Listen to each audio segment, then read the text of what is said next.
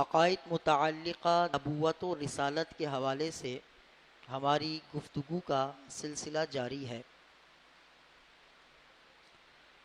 انبیاء علیہم السلام اور خطائے اجتہادی،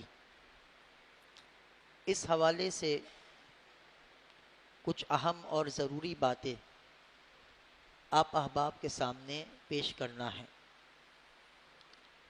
عزیزان گرامی، اہل سنت و جماعت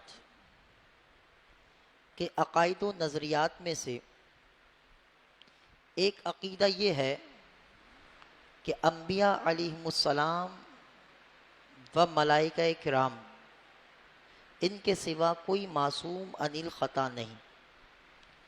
اہل بیت اطہار، صحابہ کرام علیہم الرضوان محفوظ عن الخطا ہیں، لیکن انبیاء علیہم السلام، اصحاب کرام اور اہل بیت اطہار رضوان اللہ تعالی علیہم اجمعین سے خطائے اجتہادی کا وقوع ممکن ہے۔ خطائے اجتہادی موجب عذاب و عتاب نہیں، بلکہ موری سے اجر و ثواب ہے، اور یہ اہل سنت کا متفقہ نظریہ ہے۔ اس حوالے سے اجتہاد کسے کہتے ہیں؟ اجتہاد کا لغوی معنی طاقت اور مشقت ہے۔ ابن حجر عسقلانی رحمۃ اللہ تعالی علیہ نے فتح الباری میں اجتہاد کا معنی بیان کیا: الاجتہاد بذل الجہد فی الطلب، کسی چیز کی طلب میں کوشش کرنا اجتہاد کہلاتا ہے۔ اجتہاد کا اصطلاحی معنی علامہ قسطلانی رحمۃ اللہ تعالی علیہ نے شرح بخاری کے اندر اس طرح بیان فرمایا کہ آپ فرماتے ہیں والاجتہاد بذل الوسع للتوصل الی معرفت الحکم الشرعی، کہ اجتہاد حکم شرع کی معرفت میں اپنی قوت کو صرف کرنا اجتہاد کہلاتا ہے۔ حکم شرع حاصل کرنے کے لیے یا حکم شرع ظاہر کرنے کے لیے حکم شرع کی معرفت میں اپنی کوششوں کو لگا دینا اور انتہائی مشقت کے مراحل سے گزر کر قرآن و حدیث میں غور و خوض کر کے مسائل کو نکالنا، یہ اجتہاد ہے۔ اور جو یہ کام انجام دیتا ہے اسے مجتہد کہتے ہیں، اجتہاد کرنے والا۔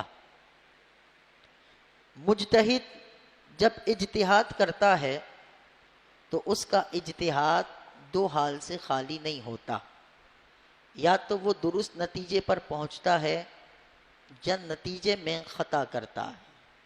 بدو صورتیں اللہ رب العزت کی بارگاہ سے اسے اجر اور ثواب مرحمت فرمایا جاتا ہے۔ بخاری شریف کے اندر حضور نبی رحمت صلی اللہ علیہ وسلم کا یہ فرمان موجود ہے۔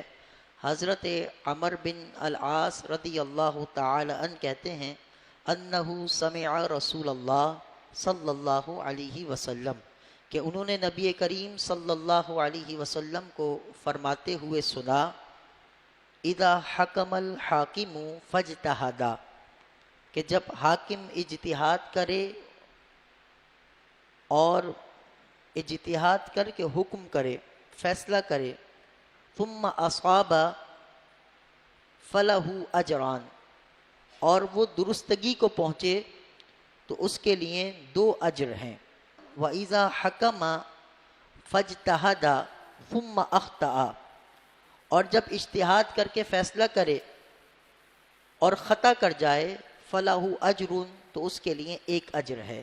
یعنی مجتہد اگر درست فیصلہ کرے تو 2 اجر، غلط کرے یعنی خطا کرے، خطا جان بوجھ کر نہ کرے بلکہ اپنی تمام تر صلاحیتیں استعمال کرنے کے بعد بھی بالفرض وہ نتیجے میں اگر خطا کرتا ہے تو بھی اسے اجر و ثواب سے محروم نہیں رکھا جاتا، بلکہ اسے پھر بھی ایک اجر دیا جاتا ہے۔ کس بات کا اجر؟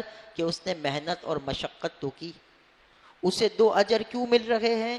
کہ اس نے محنت بھی کی اور درست فیصلہ بھی کیا، درست نتیجے پر بھی پہنچا۔ تو درست نتیجے پر پہنچنے والا مجتہد 2 اجر پاتا ہے، ایک محنت اور دوسرا درست نتیجہ۔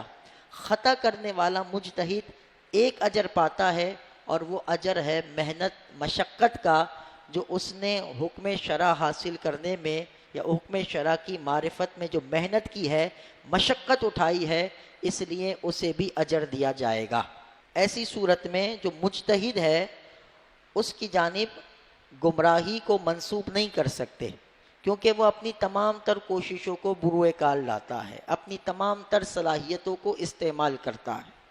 اس لیے مجتہد سے ہونے والی خطا پر اس کی گرفت نہیں ہوتی، اسے عذاب نہیں دیا جاتا، بلکہ اسے اجر و ثواب دیا جاتا ہے۔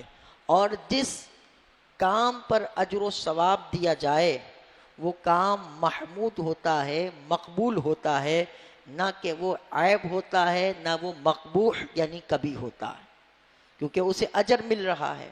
یہاں تک تو یقیناً بات ذہنوں کے اندر اور واضح ہو گئی ہوگی۔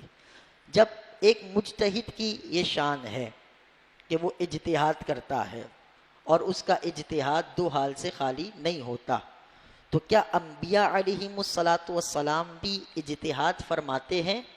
کیا انبیاء بھی اس صفت سے متصف ہیں؟ تو اس کے بارے میں 2 گروہ ہیں علماء کے۔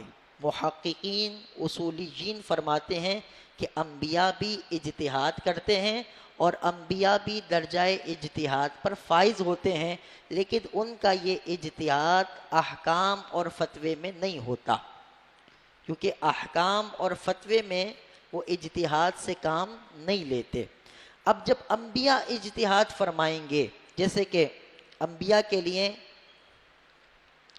اجتہاد جائز ہے، اس کے بارے میں حضرت مفسر قرآن علامہ اسماعیل حقی رحمۃ اللہ تعالی علیہ تفسیر روح البیان میں ارشاد فرماتے ہیں، والاجتہاد بذل الفقیہ الوسع لیحصل له ظن بحکم شرعی وہو جائز للانبیاء عند اہل السنہ۔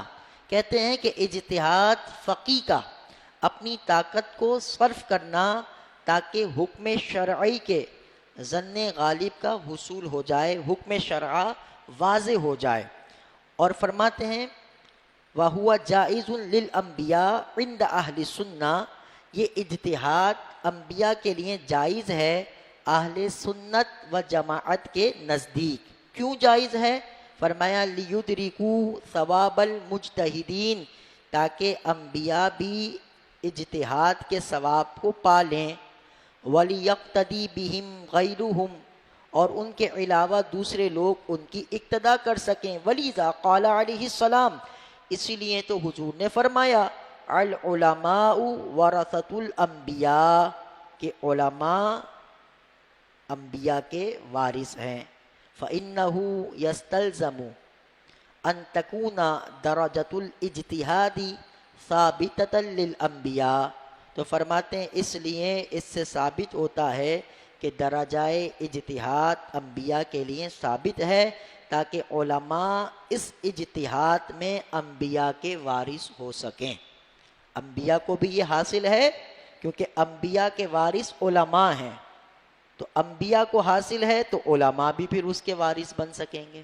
تو اس لیے اہل سنت کے نزدیک انبیاء اجتہاد فرماتے ہیں، اور انبیاء کا یہ اجتہاد جو ہے وہ صحیح ہے، انبیاء کا اجتہاد کرنا جائز ہے۔ انبیاء جب اجتہاد کریں گے تو ذہن میں ایک خیال آئے گا کہ وہ اجتہاد 2 حال سے خالی نہیں ہوگا، یا تو وہ اجتہاد درست ہوگا یا اس میں خطا ہوگی۔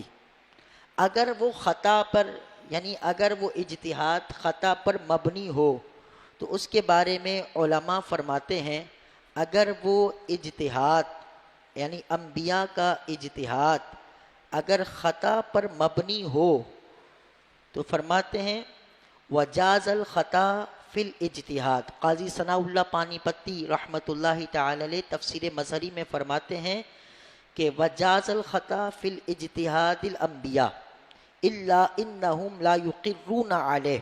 فرماتے ہیں کہ انبیاء کا اجتہاد بھی جائز ہے اور اس میں خطا بھی جائز ہے، لیکن اللہ عز و جل انہیں خطا پر باقی نہیں رکھتا، بذریعہ وحی انہیں خطا پر مطلع فرما دیتا ہے. تو انبیاء اجتہاد کرتے ہیں، لیکن یہ اجتہاد احکام فتویٰ میں نہیں ہوتا. یہ اجتہاد کن معاملات میں ہوتا ہے؟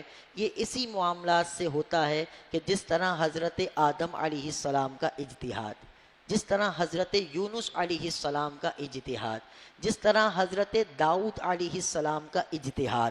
یعنی یہ احکام فتویٰ میں نہیں ہے کہ احکام فتویٰ میں تو انبیاء علیہم الصلاۃ والسلام سے غلطی ہو نہیں سکتی، وہ معصوم عن الخطا ہیں. اگر احکام شرعیہ کے بیان میں یا احکام شرعیہ کے حوالے سے انبیاء خطا کر سکتے ہیں یا خطا کا امکان ہو تو پھر ان کے لائے ہوئے دین اور شریعت سے اعتماد اٹھ جائے گا. اب سوال یہ ہے کہ جو انبیاء سے خطائے اجتہادی ہوئی ہے تو یہ خطائے اجتہادی کوئی وصف قبیح نہیں، بلکہ یہ خطائے اجتہادی تو ایسا وصف ہے کہ کرنے والا اجر پاتا ہے. یہ عیب نہیں ہے، یہ گناہ نہیں ہے، یہ خطائے اجتہادی وصف مدح ہے، نہ کہ یہ صفت ذم ہے. خلاصہ کلام یہ نکلا کہ انبیاء اجتہاد فرماتے ہیں. انبیاء کا اجتہاد دو حال سے خالی نہیں، یا تو وہ اجتہاد درست ہوگا یا اس اجتہاد میں خطا کریں گے. اگر بالفرض وہ خطا کرتے ہیں تو اللہ انہیں خطا پر قائم نہیں رکھتا، بذریعہ وحی اس خطا پر مطلع فرما دیتا ہے. اور اگر وہ خطا بھی کرتے ہیں تو یہ خطا ان کی عصمت کے منافی نہیں ہوتی، کیونکہ یہ خطائے اجتہادی نہ تو گناہ کبیرہ ہے نہ صغیرہ ہے، بلکہ یہ خطائے اجتہادی تو باعث اجر و ثواب ہے، جس کا ذکر اللہ کے رسول صلی اللہ علیہ وسلم نے خود احادیث مبارکہ میں بیان فرمایا. لیکن انبیاء کا یہ اجتہاد فتویٰ اور احکام میں نہیں ہوتا، دیگر معاملات میں ہوتا ہے. اور اس میں انبیاء کا جو اجتہاد ہے وہ فتویٰ اور احکام میں نہیں. اس لیے علماء نے فرمایا کہ جنہوں نے انبیاء کے اجتہاد کا انکار کیا وہ اجتہاد فتویٰ اور احکام کے حوالے سے انکار کیا کہ فتویٰ اور احکام کے معاملے میں انبیاء سے خطا یہ ممکن نہیں ہے. امام اہل سنت الشاہ امام احمد رضا رحمۃ اللہ تعالی علیہ نے بیان فرمائی کہ فرمایا ہم یہ جو کہتے ہیں کہ انبیاء علیہم السلام سے خطا ہوئی، خطائے اجتہادی ہوئی یا لغزش ہوئی، تو فرماتے ہیں کہ اس سے مراد کیا ہے؟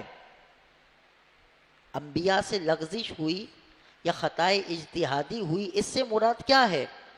خوبصورت کلام آپ نے فرمایا کہ ذلت انبیاء، یعنی انبیاء کی لغزش کے معنی، انبیاء کی لغزش، یہ ذلت نہیں ہے، یاد رکھیے گا.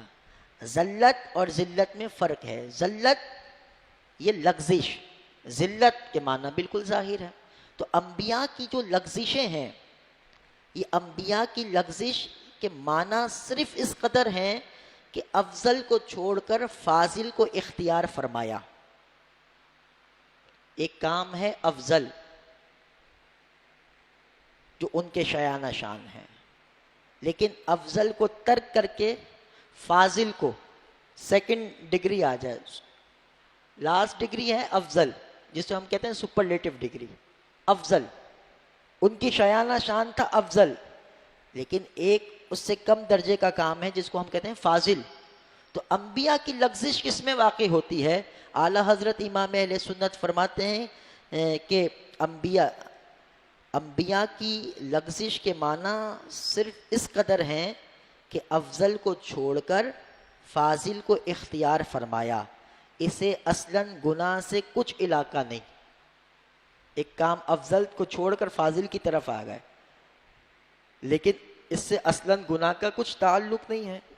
اور دوسری بات یہ کہ ان کی عظمت شان و جلالت قدر کے باعث کبھی ترک افضل پر ان کا مولا کمال لطف و رحمت کے ساتھ عتاب محبت فرمائے کہ حسنات الابرار سیئات المقربین، نیکوکار کی جو حسنات ہوتی ہیں یہ نیکوکار سے جو اوپر بڑا درجہ رکھتے ہیں نا مقربین، مقربین کے لیے وہ گناہ ہوتے ہیں، یعنی وہ نیکوکار کے لیے تو نیکی ہوتی ہے. اس کو یہ آسان معنی میں سمجھ لیجئے کہ جو افضل کام کرنے والے ہوں نا ان کے حق میں فاضل کام جو ہے نا وہ اسے گناہ سمجھتے ہیں. افضل کام کرنے والے جن کا معیار جن کا مقام افضل ہو ان کے نزدیک فاضل کام بھی گناہ بن جاتا ہے، لیکن حقیقت میں وہ گناہ ہوتا نہیں ہے، وہ اپنی جلالت شان اور اپنے مقام کے اعتبار سے کمپیریزن کر رکھے ہوتے ہیں کہ اس شان پر وہ فائز ہیں کہ ان کے شایانہ شان افضل ہی ہے، فاضل نہیں ہے. مفضول کا تو تصور ہی کجا، افضل ہے فاضل بھی نہیں ہے تو مفضول کا تو تصور ہی نہیں ہے. تو فرماتے ہیں کہ اس افضل سے بھی مراد وہ ہے، سبحان اللہ، اعلیٰ حضرت آگے کنٹینیو فرماتے ہیں اس افضل سے بھی مراد وہ ہے جو انبیاء کی عظمت شان کے لائق ان کے لیے افضل تھا، ورنہ ان کا مفضول کام بھی صدیقین کے افضل از افضل فعل سے افضل ہے. بات سمجھ رہے ہیں آپ؟ یہ اعلیٰ حضرت کا کلام ہے. فرماتے ہیں کہ یہ جو افضل میں نے کہا نا، اس افضل سے مراد بھی وہ ہے جو انبیاء علیہم السلام کی عظمت شان کے لائق ان کے لیے افضل تھا، ورنہ ان کا مفضول کام بھی، یعنی انبیاء کا مفضول کام بھی صدیقین کے افضل از افضل کام سے فعل سے افضل ہے. تو یہ ہے انبیاء کی لغزشیں کہ ایک افضل کو چھوڑ کر وہ فاضل کو اختیار کر لیں تو یہ اس کی لغزش ہے. اس پر اللہ رب العزت اگر اپنے بارگاہ کے محبوبین پر جو ہے وہ عتاب محبت فرماتا ہے تو پھر کسی اور کو اجازت نہیں کہ اس کے اندر دخل اندازی کرے یا ان الفاظ کو دلیل بنا کر ان ذوات کے بارے میں کسی قسم کی ہرزہ سرائی کر سکے یا انہیں ان الفاظ کا حقیقی مدلول ٹھہرا سکے. تو اس لیے انبیاء علیہم السلام بہرحال خطائے اجتہادی ان سے ممکن ہے، لیکن رب انہیں اس پر قائم نہیں رکھتا، بذریعہ وحی ان پر مطلع فرما دیتا ہے، اور یہ خطائے اجتہادی باعث اجر و ثواب ہوتی ہے. یہ صفت ہے، مدح ہے، یہ عیب نہیں ہے. جب انبیاء کے لیے عیب نہیں ہے تو آپ خود اندازہ کر لیجئے تو پھر یہ صحابہ کے لیے بھی عیب نہیں ہے اور پھر یہ اہل بیت کے لیے بھی عیب نہیں ہے. بھئی جو کام نبی کے لیے عیب نہیں بن رہا وہ صحابہ اور اہل بیت کے لیے بھی عیب نہیں بن سکتا.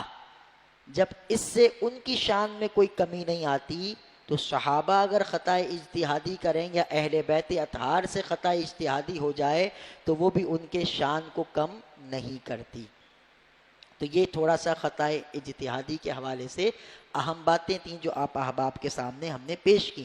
جو یہ ساری گفتگو کرنے کے پیچھے جو اصل سبب ہے کہ یہ ساری گفتگو جب ذہن میں محفوظ ہوگی تو آگے جو باتیں کی جا رہی ہیں انہیں سمجھنا آسان ہو جائے گا.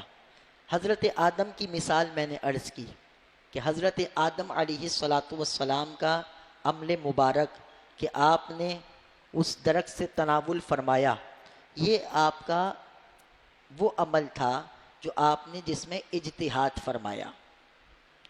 قرآن مجید فرقان حمید میں اللہ رب العزت نے ارشاد فرمایا وَلَا تَقْرَبَا هَذِهِ الشَّجَرَةَ فَتَكُونَا مِنَ الظَّالِمِينَ، کہ تم دونوں اس درخت کے قریب بھی نہ جانا، اس درخت کے قریب نہ جانا، اگر جاؤ گے تو حد سے بڑھنے والوں میں سے ہو جاؤ گے. ظالم شرع میں ظالم کا معنی یہ ہے، اور ظلم کا معنی یہ ہے کسی شے کو اس کے غیر مقام میں رکھ دینا، یہ ظلم کہلاتا ہے. ایک چیز کا مقام یہ ہے، اس کو غیر میں رکھ دیں گے تو عربی میں اس کو کہا جائے گا یہ ظلم ہے. یہاں ظالم وہ معنی میں نہیں ہے جس معنی میں ہمارے یہاں لفظ ظالم استعمال ہوتا ہے. یہاں ظالم ہے حد سے بڑھنا. اگر آپ اس درخت کے اس قریب گئے تو آپ حد سے بڑھنے والوں میں سے ہو جائیں گے. مطلب یہ ہے کہ آپ نے لمٹ کو کراس کر دیا، حد سے تجاوز کیا. اور یہ لفظ ظلم جو ہے یہ شرک کے معنی میں بھی آیا، معصیت کے معنی میں بھی آیا ہے.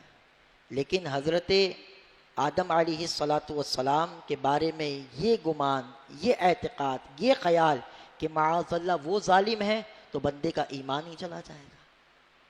کیونکہ انبیاء تو معصیت سے پاک ہوتے ہیں. اور پھر اللہ اس کام کا حکم دیتا ہے جس کام پر کرنے کی بندے میں طاقت اور اختیار ہوتا ہے. لا یکلف اللہ نفسا الا وسعها. اللہ بندے کو اس کا حکم نہیں دیتا جو اس کے اختیار میں نہ ہو.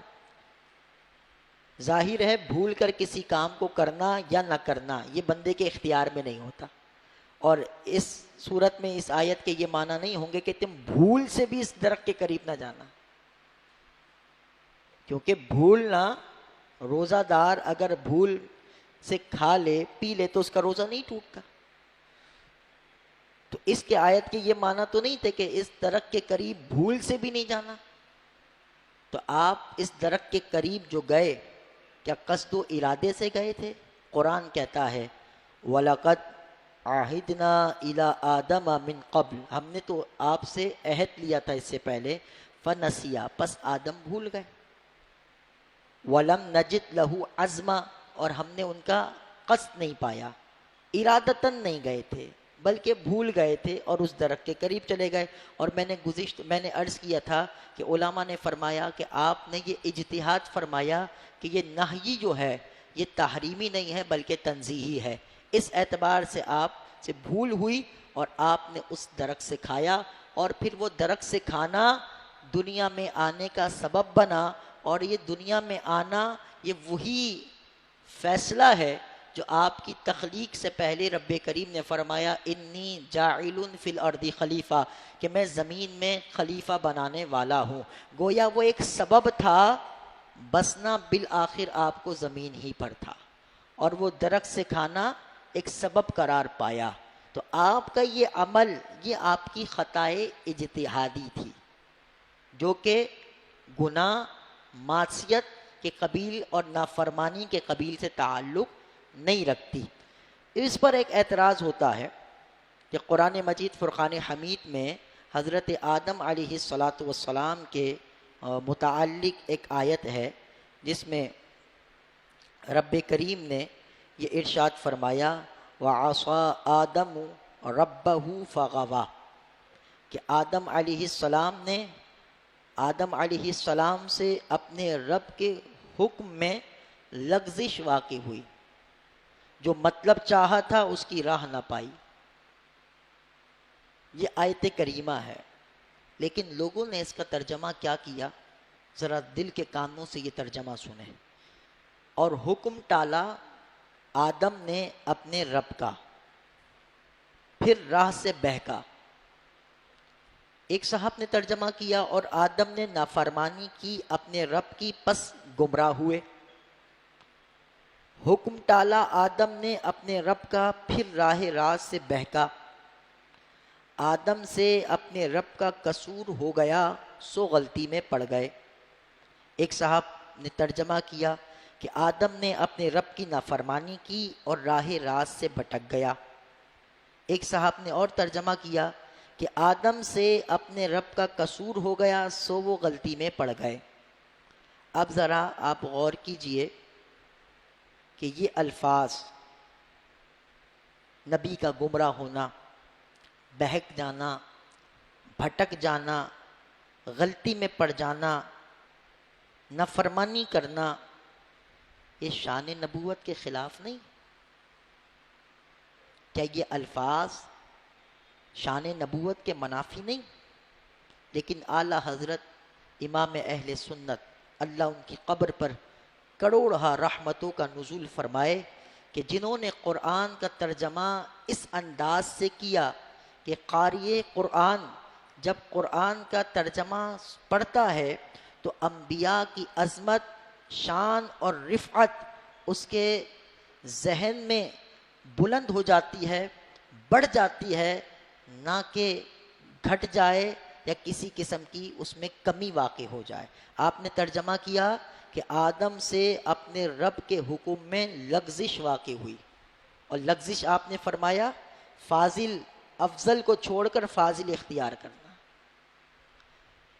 جو مطلب چاہا تھا اس کی راہ نہ پائی، جو ارادہ تھا اس کی راہ نہ پائی، اور یہ لغزش تھی، پھسل گئے، بھول گئے، نافرمانی نہیں ہے، کیونکہ اللہ نے پہلے فرما دیا فنسیا ولم نجد لہو عزما، ہم نے تو قصد پایا نہیں۔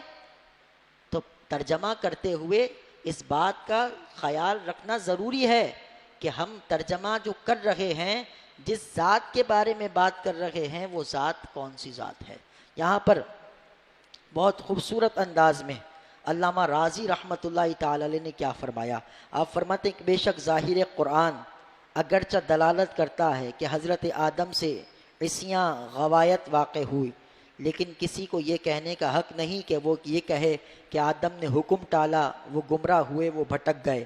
یعنی یہ الفاظ اللہ نے استعمال کیے، فغوا اللہ نے استعمال کیے، جس کو حق پہنچتا ہے کہ وہ اپنے بندے کے حق میں جو چاہے الفاظ استعمال کرے، لیکن وہی حقیقتاً ان کے معنی سے بھی تو آگاہ ہے، معنی بھی تو وہی حقیقی جانتا ہے۔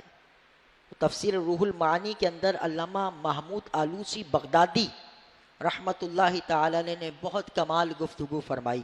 آپ نے فرمایا کہ قاضی ابو بکر نے صراحتاً بیان فرمایا کہ عصیاں یعنی نافرمانی، بھٹک جانا، بہک جانا، گمراہ ہو جانا، اس قسم کے الفاظ کی نسبت جب ہم اپنے والدین، آباء و اجداد کی طرف نہیں کر سکتے، بڑا غور طلب مقام ہے۔ ادب کیا ہے، اس کی رمز کو سمجھیے۔ ہاتھ جو کچھ آتا ہے وہ ادب والوں کے ہی آتا ہے، بے ادبوں کے حصے میں کچھ نہیں آتا۔ فرمایا نافرمانی، بھٹک جانا، بہک جانا، گمراہ ہو جانا، اس قسم کے الفاظ کی نسبت جب ہم اپنے والدین، آباء و اجداد کی طرف نہیں کر سکتے جو انسانیت میں ہمارے مماثل ہیں اور انبیاء سے کم تر ہیں۔ ہمارے آباء، ہمارے والدین انسانیت میں تو ہمارے ہی مماثل ہیں، انبیاء سے تو کمتر ہیں نا، کوئی کمپیریزن ہی نہیں ہے۔ جب ہم اپنے آباء کے لیے یہ الفاظ استعمال نہیں کر سکتے تو پھر ایسے الفاظ انبیاء علیہم السلام جو اللہ کی بارگاہ میں برگزیدہ ہیں، مکرم ہیں، تعظیم و تکریم کے بلند مرتبے پہ فائز ہیں، تو پھر ان کے لیے یہ الفاظ استعمال کرنا کیوں کر جائز ہو سکتا ہے؟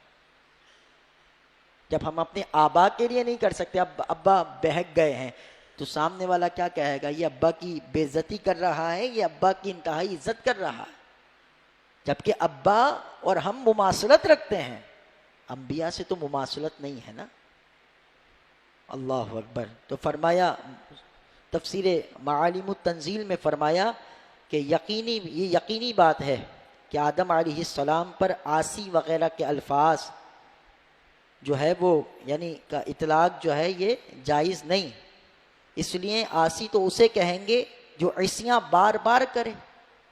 یہ بھی ایک لطیف نکتہ ہے، کہتے ہیں عاصی کہنا، عاصی کا اطلاق تو اس پر ہوگا جو عصیاں بار بار کرتا ہے، اس کو عاصی کہتے ہیں۔ کہا جو آدمی ایک دفعہ کپڑے سیے آپ اسے درزی کہتے ہیں؟ نہیں، اگر وہ کپڑے سینے کی عادت بنا لے تو اسے درزی کہا جاتا ہے، ایک مرتبہ کوئی کپڑا سیے تو اسے درزی نہیں کہتے۔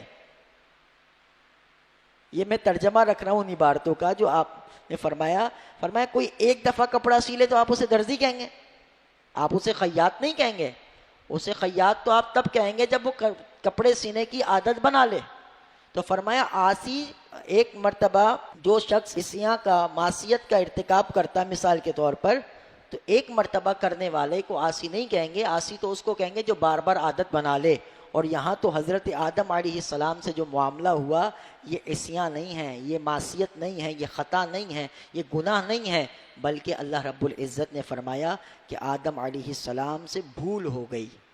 تو تو اس لیے آدم علیہ السلام کے بارے میں ایسے الفاظ کہ وہ آدم سے گناہ ہو گیا تو بھائی ہم کون ہیں، یہ شدید الفاظ ہیں۔ آدم علیہ السلام کو، انبیاء کو گناہ گار کہنے والے یہ اپنے ایمان کی فکر کریں کہ انبیاء معصوم ہیں، ان کو گناہ گار کہنا ان کی توہین ہے، ان کی بے ادبی ہے۔ اور ایسے الفاظ جب بندہ پڑھتا ہے تو ذہن کے اندر پھر ایسے خیالات پیدا ہوتے ہیں۔ یہ تراجم کی خرابی ہے کہ ایک پڑھنے والے کے ذہن میں یہ اس طرح کے خیالات آ جاتے ہیں، یہ تراجم کی خرابی ہے۔ اگر تراجم کرنے والے اس بات کی رعایت کرتے کہ وہ ترجمہ کرتے ہوئے ان ذوات کی شانوں کا اور مقام کا لحاظ کرتے ہوئے الفاظ کا چناؤ کرتے تو یقیناً ان کو اس کا اجر بھی ملتا، اور پڑھنے والا جب اس مقام پر پہنچتا تو انبیاء کی عظمت اور مقام اس کے دل میں بلند ہو جاتی، نہ کہ کم ہو جاتی۔ اب جو یہ پڑھے کہ نافرمانی کی، بھٹک گیا، بہک گیا، مجھے ایمانداری سے بتائیں کہ اس کے دل میں انبیاء کی عظمت بڑھے گی یا کم ہوگی؟ یقیناً کم ہوگی۔ اور انبیاء کی عظمت کا، مقام کا دل سے کم ہو جانا، یہ تو حقیقت میں انبیاء کے فیض سے بندے کو محروم کر دینا۔ تو یہ حضرت آدم کا قصہ میں نے آپ کو مختصر رکھا۔ حضرت یونس کا واقعہ بھی ہے۔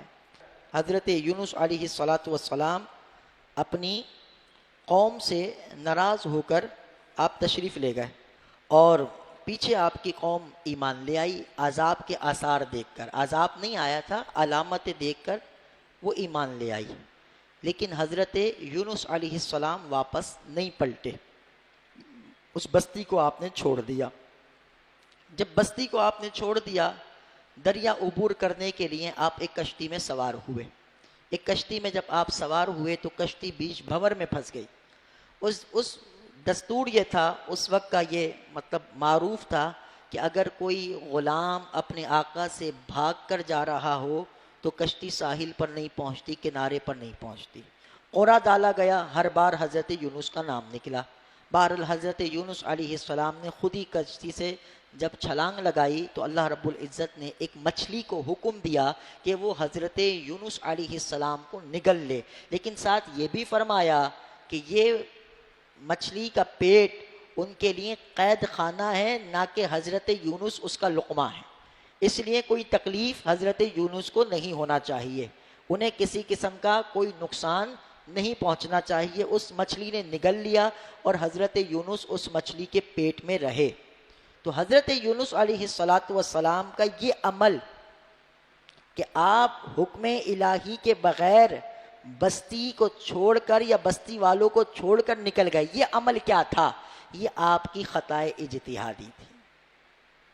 اب آپ کے ذہن میں آئے گا یہ خطائے اجتہادی تھی، لیکن ترجمہ کرنے والوں نے یہاں بھی حضرت یونس کی عظمت کا پاس نہیں رکھا، بلکہ آیت کریمہ میں ارشاد فرمایا وَظَنُّونِ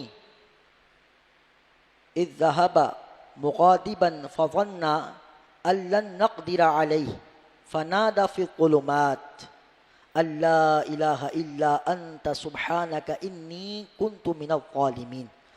اس کا ترجمہ لوگوں نے کیا، اور مچھلی والے پیغمبر کا بھی ذکر کیجئے جب وہ خفا ہو کر چلے گئے اور یہ سمجھے کہ ہم ان پر تنگی نہ کریں گے، پھر انہوں نے اندھیروں میں پکارا کہ تیرے سوا کوئی معبود نہیں، تو ہی سب نقائص سے پاک، بے شک میں ہی قصوروار ہوں۔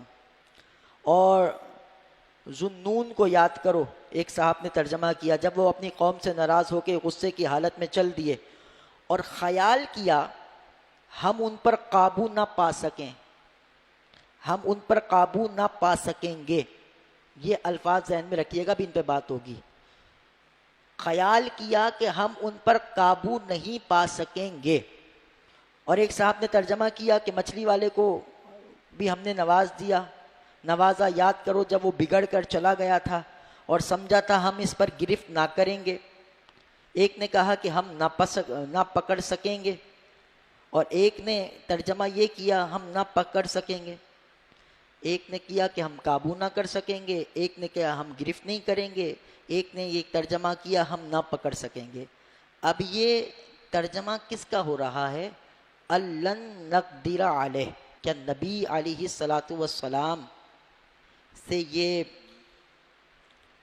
آپ کہہ لیجئے کہ گمان کیا جا سکتا ہے کہ یہ تو شک کے معنی پیدا کر رہا ہے، یہ کلمہ شک کے معنی میں پیدا کر رہا ہے کہ اللہ تبارک و تعالیٰ کے نبی حضرت یونس یہ خیال کر رہے ہیں کہ اللہ ان پر قابو نہیں پا سکے گا، اللہ ان کی گرفت نہیں کر سکے گا، اللہ ان کو پکڑ نہیں سکے گا. یہ نبی ایسا سوچ ہی نہیں سکتا،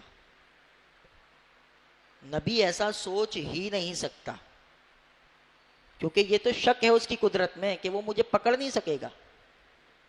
یہاں پہ فرمایا کہ حضرت امام راضی نے رد کیا، کہتے ہیں جن حضرات نے انبیاء سے سرزد ہونا جائز قرار دیا، ان کی دوسری دلیل، یعنی جو یہ کہتے ہیں کہ انبیاء سے گناہ ہو سکتے ہیں، وہ اس کو دلیل بناتے ہیں، اس آیت کو دلیل بناتے ہیں کہ حضرت یونس اللہ کی قدرت میں شک کرنے والے ہیں، اور جو شک کرنے والا ہوتا ہے وہ گناہ گار ہوتا ہے، جو اللہ کی قدرت میں شک کرے وہ گناہ گار ہے. تو فرماتے ہیں یہ تو دلیل ہے ان لوگوں کی جن کے نزدیک انبیاء گناہ کر سکتے ہیں، اور انہوں نے اس آیت سے استدلال کیا کہ حضرت یونس نے شک کیا کہ اللہ نہیں پکڑ سکے گا، گرفت نہیں کر سکے گا.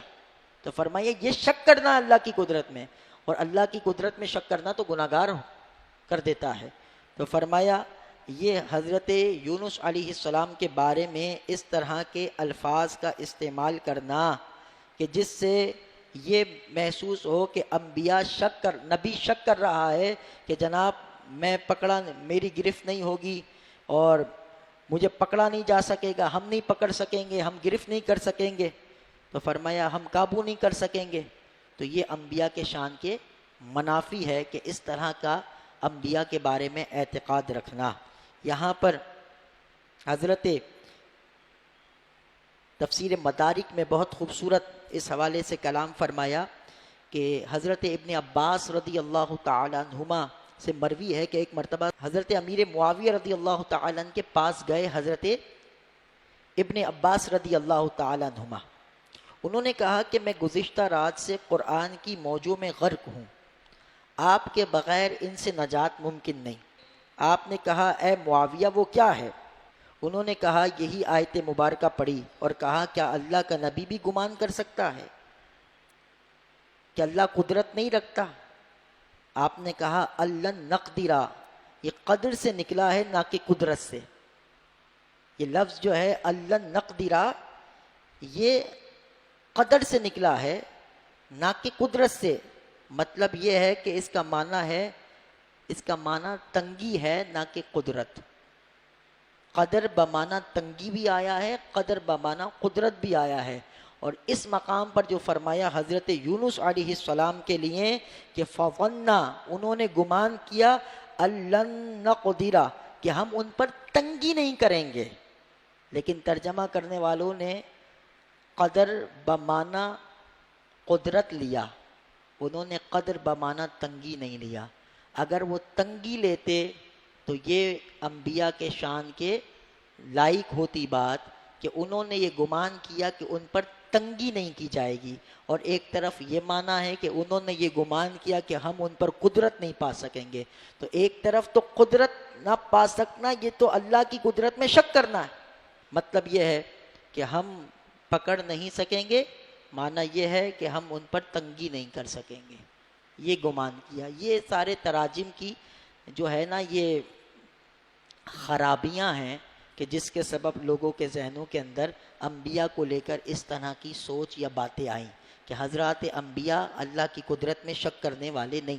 پھر ایک ترجمہ یہ بھی کر دیا انی کنت من الظالمین کا بھی ترجمہ کرنے میں کہ میں ہی گناہ گاروں میں سے تھا، میں ہی قصوروار تھا. اللہ اکبر، یہ نبی کی بات ہو رہی ہے. اعلیٰ حضرت نے ترجمہ یہ کہی کہ مجھ سے ہی بیجا ہوا، یعنی مجھ سے ہی ایسا کام ہوا جو بیجا کام مجھ سے ہو گیا. تو یہ ہے انبیاء کی شان. جب قرآن پڑھے تو بندہ اس کا لحاظ کرے. تو حضرت یونس کا یہ عمل یہ آپ کی خطائے اجتہادی تھی، اور آپ نے خطائے اجتہادی فرمائی، اور حکم الہی آنے سے پہلے آپ نے وہ بستی چھوڑ دی. اور آپ نے یہ گمان کیا کہ آپ کے اس طرح نکلنے پر رب کریم آپ پر تنگی نہیں فرمائے گا۔ یہ ترجمہ غلط ہے کہ ہم نہ پا سکیں، قدرت نہیں پا سکیں گے، گرفت نہیں کر سکیں گے، یہ ترجمہ غلط ہے۔ یہ ترجمہ درست یہ ہے کہ انہوں نے گمان کیا کہ ہم ان پر تنگی نہیں کریں گے، یعنی آپ کی گرفت نہیں ہوگی۔ اسی طرح حضرت داؤد کا واقعہ بھی ہے۔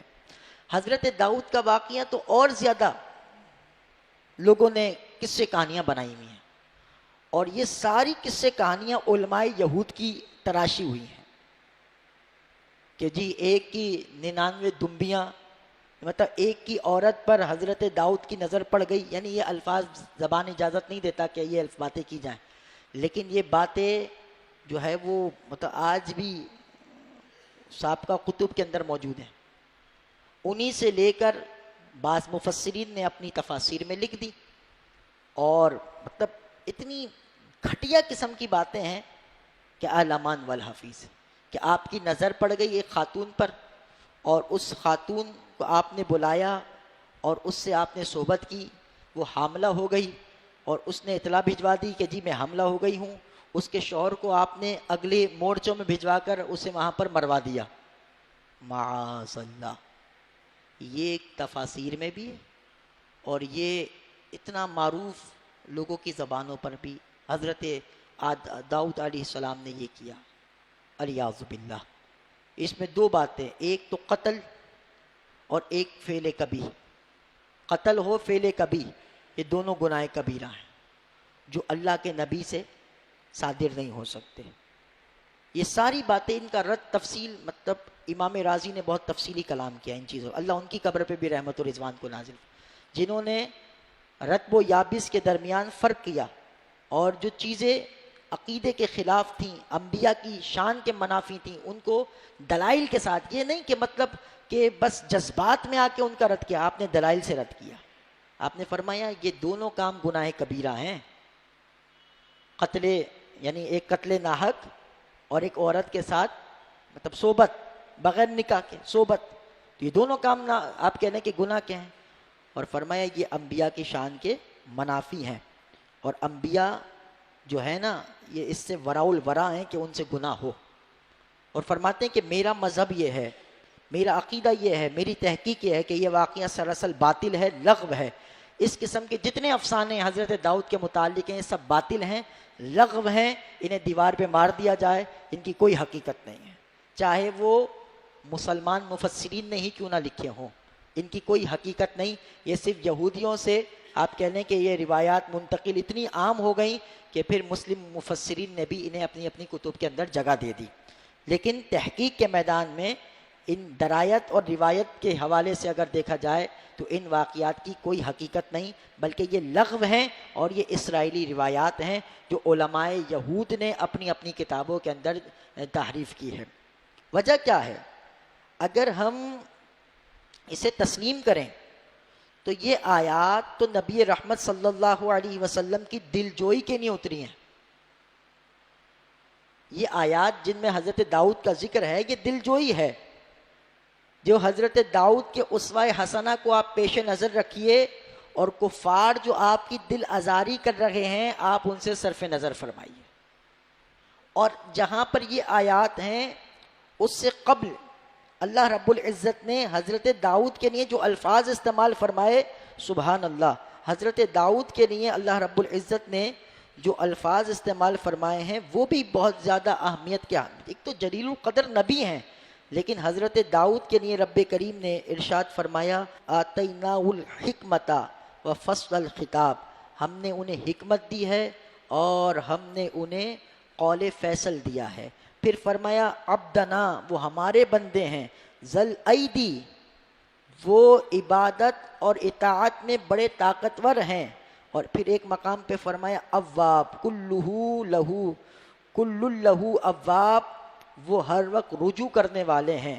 اور کہیں یہ ارشاد فرمایا حضرت داؤد علیہ السلام کے لیے عندنا لزلفی و حسن مآب، یہ سارے الفاظ ہیں کہ ان کے لیے اچھا ٹھکانہ ہے، اجر ہے، ہمارے بندے ہیں، اطاعت والے ہیں، فصل خطاب ہم نے انہیں دیا ہے۔ ایک طرف یہ شانیں ہیں اور دوسری طرف ان واقعات کو رکھیں تو پتہ چلتا ہے اتنے شانوں والا وہ ان رذیل کاموں سے پاک اور صاف ہوگا۔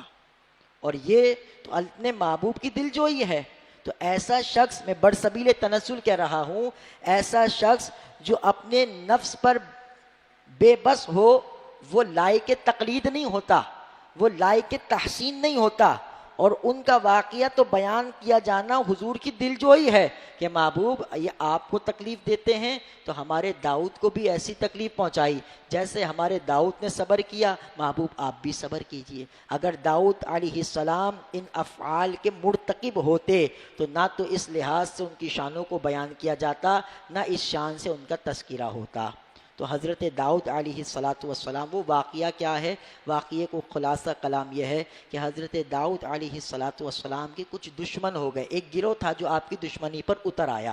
حضرت داؤد کا طریقہ یہ تھا کہ ایک دن وقف تھا عبادت کے لیے، اور اس عبادت کے وقت میں کوئی شخص بھی مداخلت کرنے کا جو ہے وہ اس کو مداخلت کرنے کی اجازت نہیں تھی. وہ آپ کا خاص وقت تھا، آپ اپنے خاص مقام پر عبادت میں محو ہوتے. کچھ لوگ وہاں پر دیوار پھلانگ کر وہاں پر پہنچے اس مقام خاص پر خاص وقت میں، اور وہ قتل کا ارادہ رکھتے تھے. جب وہ قتل کا ارادہ رکھتے تھے، لیکن جب انہوں نے دیکھا کہ وہ اپنے اس ارادے کی تکمیل نہیں کر سکتے، حضرت داؤد نے انہیں ملاحظہ فرمایا تو وہ کہنے لگے ہم تو ایک مسئلہ پوچھنے آئے تھے، باہر جو ہے پہرہ دار تھے انہوں نے آنے نہیں دیا، مسئلہ بڑا ضروری تھا اس لیے ہم دیوار پھلانگ کے آ گئے. انہوں نے پھر ایک سوال کر دیا کہ وہ سوال جس کے بارے میں آتا ہے کہ ایک کہنے لگا کہ جی یہ میرا بھائی ہے، اس کے پاس 99 دمبیاں ہیں، میرے پاس ایک ہے. یہ مجھ سے کہتا ہے ایک بھی مجھے دے دو. اب بتائیے اس کے پاس 99 ہیں، یہ میری ایک بھی لے رہا ہے. تو آپ نے اس کے درمیان فیصلہ فرمایا. لیکن آپ کو غصہ تو بہرحال آیا کہ ایک خاص وقت میں آئے اور آپ کو آ کر اس خاص وقت میں یہ مخل ہوئے. آپ نے غصہ مطلب ان پر غضب کا اظہار فرمایا اور انہیں سزا دینے کا ارادہ کیا. لیکن جب آپ کو انہوں نے مسئلہ بتایا تو آپ فوراً اس طرف متوجہ ہوئے اور فرمایا وَظَنَّ دَاوُودُ أَنَّمَا فَتَنَّاهُ. اب داؤد سمجھا کہ ہم نے اس کی جانچ کی ہے. یہ یعنی حضرت داؤد کے پاس یہ آئے ہیں، خاص وقت میں آئے ہیں، حضرت داؤد کی عبادت میں مخل ہوئے ہیں، جس پر حضرت داؤد کو غصہ بھی آیا ہے، سزا دینے کا ارادہ بھی کیا، لیکن فوراً وہ سمجھ گئے کہ یہ آزمائش ہے، آزمائش ہے، انہیں سزا نہ دی جائے، ان پر عتاب نہ کیا جائے. وہ بلکہ اس خیال پر فاستغفر ربہ، انہوں نے خود اپنے رب سے معافی مانگی کہ یہ خیال میرے دل میں کیوں آ گیا کہ میں انہیں سزا دیتا. مگر یہ تو سیدھی سی بات، لیکن لوگوں نے واقعات کیا بناتی ہے. یہ واقعہ اصل واقعہ یہی علامہ راضی علیہ رحمہ نے لکھا کہ اس کی توجیہ ہے، اس کی توجیہ ہے کہ وہ لوگ آپ کو نقصان پہنچانے کے ارادے سے آئے، آپ نے ان کے ارادے کو بھانپا، انتقام بھی لینا چاہا، لیکن آپ نے عفو درگزر سے کام لیا. استغفار کس بات پہ کیا؟ وہ جو انتقام یا ان کو سزا دینے کا جو خیال آیا، اس پر آپ نے اپنے رب سے معافی مانگی اور اپنے رب سے استغفار کیا. اسی طرح حضرت موسیٰ نے جو کہا ربی انی ظلمت نفسی فاغفر لی، وہ جو مکہ مارا تھا وہ ارادہ قتل سے نہ تھا. حضرت موسیٰ کا وہ جو پورا ذکر ہے سورہ قصص کے اندر، حضرت موسیٰ نے تو بندے کو چھڑوایا تھا اور اسے پیچھے ہٹایا تھا، کیونکہ ایک قطبی تھا اور ایک حضرت موسیٰ علیہ السلام کا ماننے والا تھا، جس کو آپ کہہ لیں وہ دونوں کے یعنی آپ کی قوم سے تھا. تو جب موسیٰ کی قوم سے تھا، ایک فرعون کی قوم سے تھا، یہ جھگڑ رہے تھے. جو آپ کی قوم سے تھا اس نے آپ کو مدد کے لیے پکارا کہ آپ آئیے، آپ نے اس کو پیچھے ڈھکیلا، مگر وہ دھکیلنا ایسا دھکیلنا تھا کہ وہ تو مر گیا، مگر آپ نے قتل کا ارادہ تو نہیں فرمایا. تو یہ حضرت موسیٰ نے قتل کا ارادہ نہیں فرمایا، لیکن آپ کی دعا جو آئی ربی انی ظلمت نفسی، اس کا مطلب کیا ہے؟ تو فرمایا بات یہ ہے کہ اللہ تبارک و تعالی نے تو کفار کے قتل کو مباح رکھا ہے. حضرت موسیٰ اس کو اللہ کے حکم سے بعد میں قتل کرتے، لیکن آپ نے اس حکم آنے سے پہلے ہی قتل کر دیا، اور پھر آپ کا ارادہ بھی قتل کا نہیں تھا. لیکن اس کے باوجود چونکہ آپ نے ترک افضل کیا اور آپ نے بغیر ارادے اور بغیر قصد کے وہ ایک شخص آپ کے ہاتھوں سے قتل ہو گیا، اس سبب انہوں نے اللہ کے حضور جو ہے وہ استغفار کیا، نہ کہ ان سے کوئی گناہ ہوا ہو، نہ ان سے کوئی خطا ہوئی ہو، غیر ارادی محض اتفاقی طور پر ایک واقعہ رونما ہوا۔ لیکن جب یہ ساری بات ہمارے ذہن میں ہوگی تو ہم اس کو یہ کہیں گے یہ اگر خطائے اجتہادی بھی ہے، مثال کے طور پہ صرف حضرت موسیٰ کے واقعے میں یہاں تو خطا اجتہادی بھی نہیں ہے، بلکہ یہ تو ایک اتفاقی مسئلہ ہے۔ حضرت داؤد علیہ السلام، حضرت یونس علیہ السلام یا حضرت آدم علیہ السلام، یہ تمام واقعات جو ہمیں ملتے ہیں، اگر یہ خطائے اجتہادی ہے انبیاء کی جو ان سے صادر ہوئی اور جو باعث عیب نہیں، یہ باعث عذاب نہیں ہے اور ان پر کسی قسم کا کوئی پکڑ یا گرفت کا معاملہ نہیں، یہ اعتقاد، یہ عقیدہ اہل سنت و جماعت ہے کہ انبیاء سے خطائے اجتہادی ہوتی ہے، لیکن احکام فتویٰ میں نہیں بلکہ دیگر احکام، دیگر معاملات میں، اور پھر اللہ بذریعہ وحی انہیں مطلع فرما دیتا ہے اگر وہ خطا کا ارتکاب کرتے ہیں، لیکن یہ خطا ان کی شان کے اندر کسی قسم کی کوئی کمی نہیں رکھتی، کیونکہ یہ خطائے اجتہادی صفت مدح تو ہے، یہ صفت ذم نہیں۔ اللہ تعالی ہم سب کو عمل کی توفیق عطا فرمائے۔ وآخر دعوانا ان الحمد للہ رب العالمین۔